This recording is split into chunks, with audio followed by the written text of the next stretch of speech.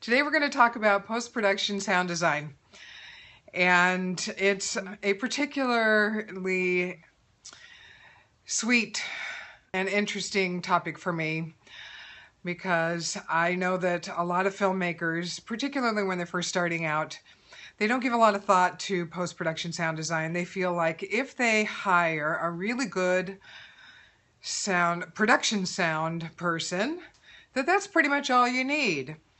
They're there on the set getting good, clean sound, and that's what you need, right? You need somebody who's good. That's what you're paying for. On the set, getting good, clean sound. And you're right.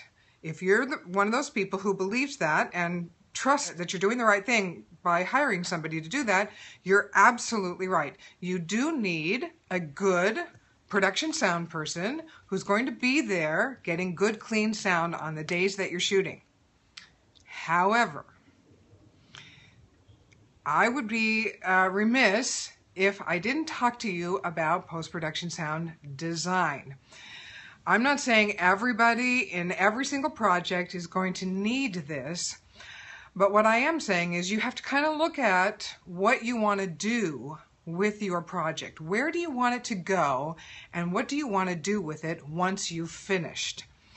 Because there's a big wide world out there, and there are lots of opportunities to take your project and put it out. If you're just putting it on the internet, YouTube or Vimeo, you don't have to have a post-production sound designer. That's not really critical.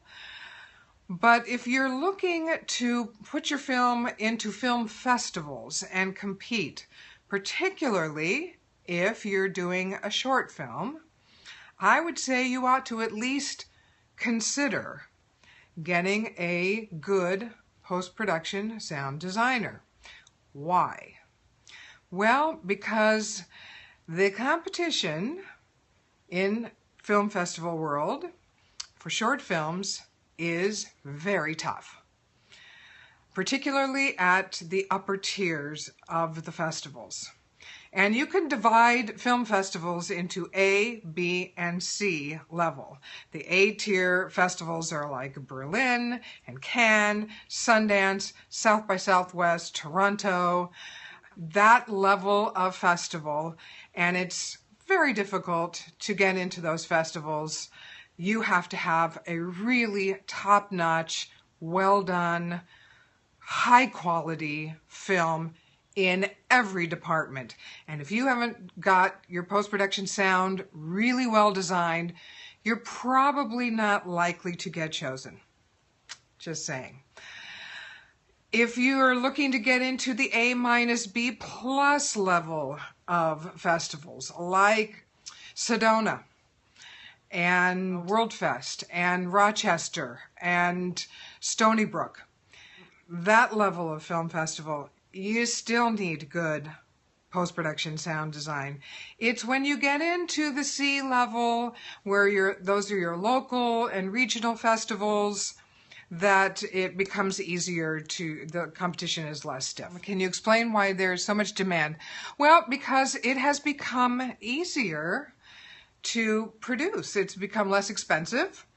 It's easier to produce a short and less expensive to produce a short than it is to produce a feature, because you can buy a camera or rent a camera for very little money now, in the hundreds of dollars range up to in these couple $2,000, $3,000, $4,000. You can edit on your laptop, and you can get, in some parts of the country, you don't even have to have permits. You can just go shoot guerrilla, and nobody's going to stop you. I mean, even in LA, you can do that. You can also get stopped and shut down if you try to do that. And I don't necessarily advise trying to do it, but there's lots of parts of the country where they just don't pay you any attention if you're out there shooting with a camera and a couple of actors. So there's a lot of places in the country where you can go shoot a short film and not attract a lot of attention, and do it with your own camera or a DP who owns his own equipment, And you can edit it on your own laptop or somebody who owns a laptop. Well, the reward of beating the competition is that would be your choice. If you want to get your film into that level of film festival, then you would want to aspire to that level of quality. I'm not saying you have to. Obviously, that would be your choice. This is all in your decision-making process. You can decide, yeah, I'm not interested in competing at that level. I just want to do something for fun, or I just want to do something so I can get a scene out of it for my reel because I'm an actor. Yeah, I don't need to compete. All right, so creative expression, it's up to you. Monetary gains, it's easier to sell if it's higher quality and it's hit those higher level festivals. Places like iTunes, IndieFlix, and the bigger distribution channels are more likely to take your film and be interested in taking your film if you have hit the bigger festivals. But that's not to say you can't self-distribute. You can buy your own Vimeo paid portal and put it up on Vimeo. You have to pay a yearly fee to do this, but you can put it up on your own Vimeo channel and drive your own audience to your own Vimeo channel and charge money. You know, like 50 cents, 99 cents, $2.99, whatever you want to charge per view. I'm just saying, if you want to compete out on the festival circuit at that B level and above, this is what you're looking at in terms of what the competition is like out there. I've been there. I've taken 4 films out on the festival circuit. The competition gets stiffer every year. The films get better, the quality gets higher, and the level at which the festivals cut you off gets higher. I'm just saying. I know that I aspire to having my films in that higher tier of festival distribution. That's what I'm looking for, because I'm looking to sell my projects. I've had 3 picked up by Shorts TV and 1 put on IndieFlix, and one of them I was looking to, or actually 2 of them I'm looking to develop into features. So it's more interesting to me to compete at that higher level. But for a lot of people, it's not. And that's fine too. It really depends on what you want to do with your film. And so if you don't need post-production sound designer. This is not for you. Awesome. What does a post-production sound designer do? Well, they're going to add all those sounds that you didn't get when you were filming. And you're thinking, well, yeah, I got everything. No, you didn't. I'm going to tell you that you didn't. And I didn't even see your film, and I know you didn't. And you know how I know you didn't? I know you didn't because your sound guy with the boom is up high pointing down to get the dialogue, but he's not getting the footsteps as the people walk in and out of the room. Not discreetly. And he's not getting the as somebody opens the door. And for instance, in one of our films, half the film took place in a jail, and it was a set. It wasn't an actual jail. We didn't go to the actual jail to film because, people are in jail. We're not going to go there. We shot it at a set, and the set was built, out of wood and styrofoam, and it's like, but it's painted so that it looks real. But you can't slam the door and make it sound real. But when he put the key in the lock and opened the door, it sounded like that door was made out of metal, and it screeched and it clanged and it sounded real. The post-production sound designer put that sound in. We didn't record it there. He put it in there and made it sound real. The same thing was true when we shot outdoors on a lonely hilltop. He put in the wind and the crows cawing, and it made it sound eerie and real and gave the whole atmosphere that I wanted to sell for that part of the film. That's what your post-production sound designer is going to do.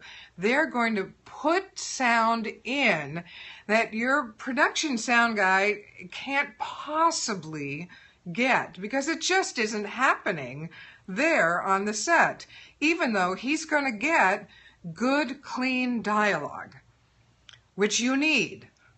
But he's not going to get all those other, he's not going to get the ringing phone and the little sound of the text coming in on the cell phone.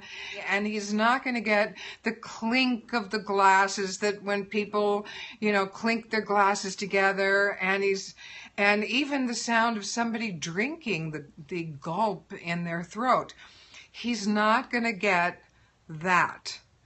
And those sounds, even though you don't hear them, when they're there subliminally, they add so much dimension to the film that your audience, it engulfs them, envelops them, and makes them feel like they're really there. You can't cleanly get, for instance, a water fountain, running water.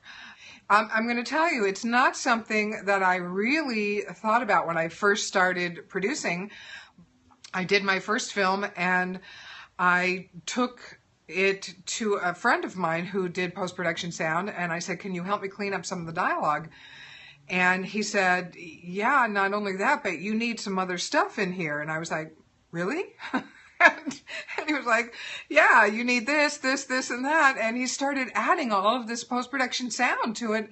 And he was fixing, I had a scene where I was taking curlers out of my hair and sticking them in the bathroom sink, and they were like clunking and clinking really loud. And he took that way down.